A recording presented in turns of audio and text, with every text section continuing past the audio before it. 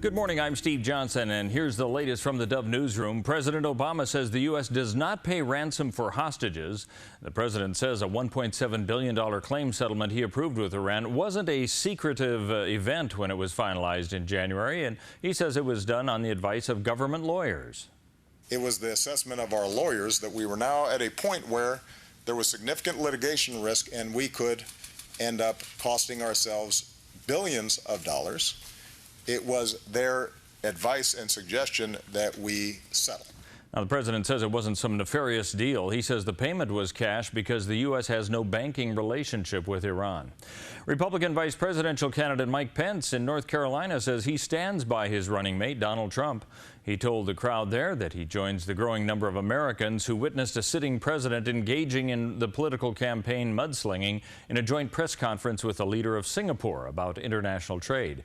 He agrees with many who called it a national disgrace and says it was an attempt to undermine his potential successor. Let me tell you what, I couldn't be more proud to stand with Donald Trump, and we are shoulder to shoulder in this campaign, my friend. Promise you. GOP Vice Presidential candidate Mike Pence in North Carolina and Virginia today. He'll be there while presidential nominee Donald Trump was in Portland, Maine, following up with an appearance following the death threats to police officers in that state.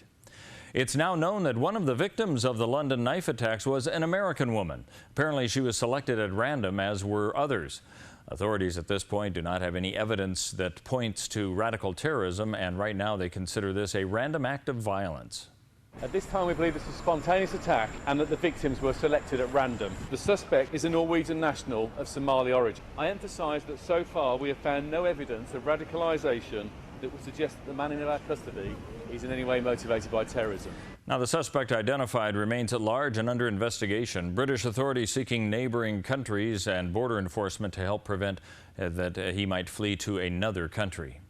Cities, counties, and states all looking for new and stable sources of tax revenue, and Measure 97 on the ballot in Oregon in November could be a source of statewide revenue if passed. But what about local communities?